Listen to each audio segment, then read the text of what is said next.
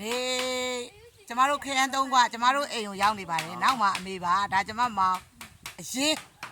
ခောက်ခက်ခက်နေနဲ့အဲ့တော့ အာသာနီပြတော့မရှိဘူးလေချလိုက်ပါအောင်ကျမမောင်ရေးလေးချလိုက်ပါအောင်မလေးဆောင်းရချောတာဒီမမ ဒီမှာကျမတို့တော့ရောက်နေပါတယ်ရှင်ဒီမှာပါရှင်ကျမတို့အိမ်လေးကိုကြည့်လိုက်ပါဦးမရောက်တာ10နှစ်ရှိသွားတဲ့အိမ်လေးပါအမေအိမ်လေးပါဒီမှာပါရှင်ဒီမှာပါလိုက်ကြည့်ကြပါဦးမျိုးတွေဒီမှာပါပါရှင်မျိုးလေးလိုက်ကြည့်လိုက်ခမ်းမင်းနေခမ်းသီးတွေတွေ့ကြတာတော့ခန်းသီးတွေလည်းကျွေးနေတယ်ကျမတို့လည်းမရောက်တာကြာပြီရှင်ကျမတို့လည်းမရောက်တာကြာပြီဟောလာတော့ရှိပြီ9နှစ်လောက်တော့ရှိပြီမရောက်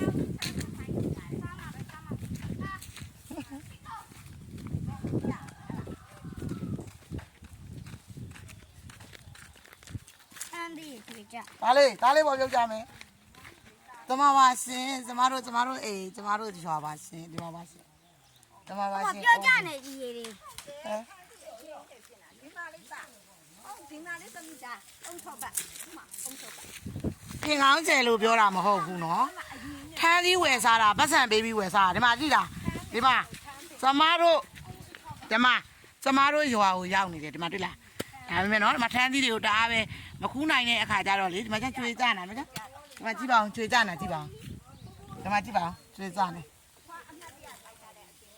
ဒီမှာ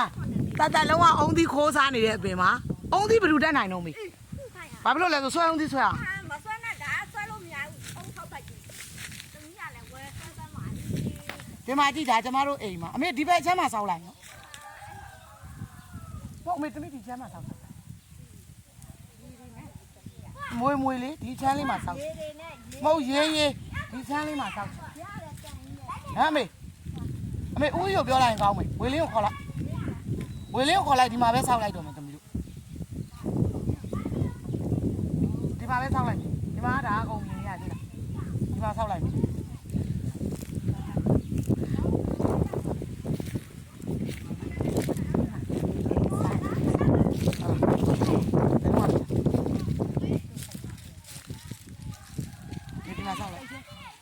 ဒီမှာစောက်မယ်